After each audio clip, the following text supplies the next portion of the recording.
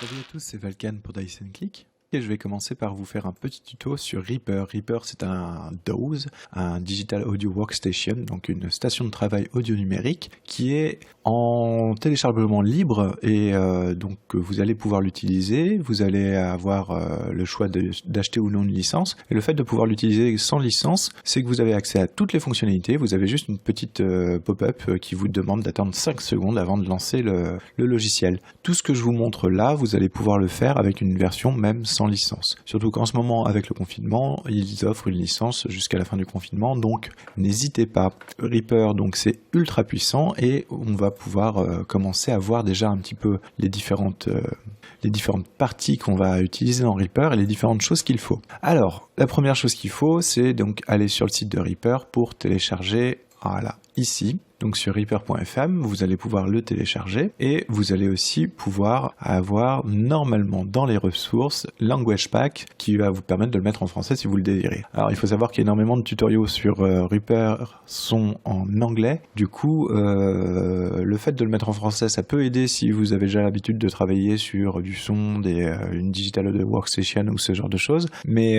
si vous cherchez des tutoriaux pour aller plus loin, vous allez tomber sur beaucoup de tutoriaux en anglais, ce qui fait que tous les termes vont être en anglais et que de temps en temps les traductions c'est un petit peu chiant à récupérer. Sinon, une autre personne qui fait beaucoup de tutoriaux mais en français, c'est Renaud Mello, donc il a une chaîne YouTube et je vous mettrai le lien dans la description. Donc en ce moment il y a, comme je vous le disais, des licences temporaires que vous pouvez télécharger. Vous pouvez donc mettre Reaper en français et on va aussi avoir besoin d'installer un pack d'extensions gratuit qui est le SWS Pack. Celui-là donc c'est gratuit. Vous pouvez le télécharger suivant votre système d'exploitation et ça s'installe directement.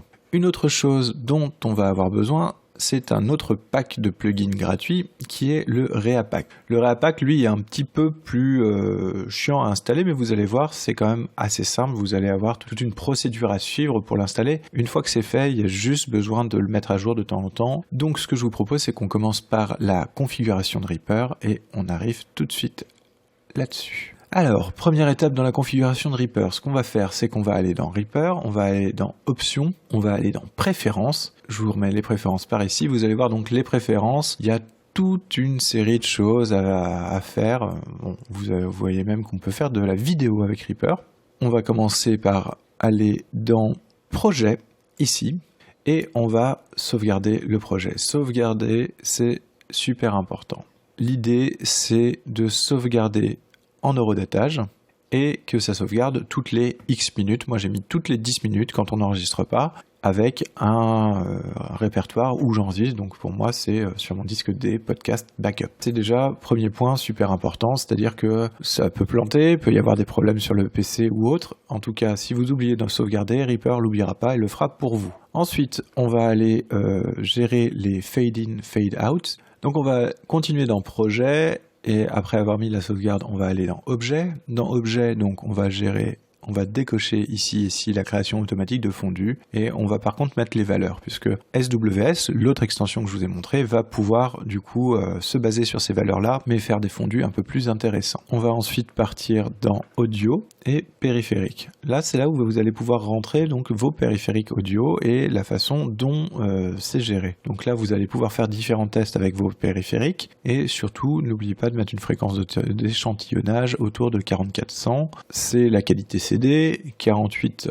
000 c'est la qualité DVD, mais généralement tout ce qui est audio MP3 on est sur du 4400. Ensuite on va aller dans le comportement de la souris, donc on va aller dans un menu qui s'appelle comportement d'édition, modifieur à la souris, on va aller chercher dans la vue d'arrangement.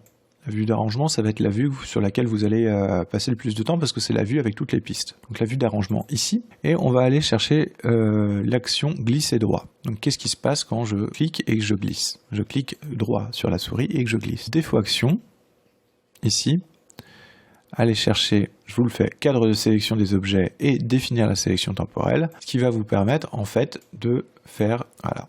Vous allez voir que si je fais ça, pouf, ça ne me sélectionnera que les deux pistes que j'ai sélectionnées. Ce qui va être très très intéressant en fait pour la suite de la configuration. Ici donc vous avez l'interface avec la vue d'arrangement, avec là je vous ai mis des pistes histoire que vous voyez, on peut les coloriser, on verra ça dans une autre vidéo sur comment automatiquement coloriser les pistes, et on va continuer sur la partie interface. Donc là ce qui est intéressant c'est d'enlever ça, puisque ça ce sont en fait les mesures, ça sert généralement pour les compositions musicales. Nous comme on va traiter de la voix, on n'a pas besoin forcément de ça, donc on va pouvoir l'enlever, vous voyez ici que ça s'enlève. On va garder le magnétisme à quoi ça sert? Ça sert à toc, là j'ai plus le magnétisme donc je suis un peu permis, si je mets du magnétisme, pouf, il me le colle directement au bout du truc, et on va laisser ça comme ça. Ensuite on va pouvoir enchaîner sur les actions personnalisées.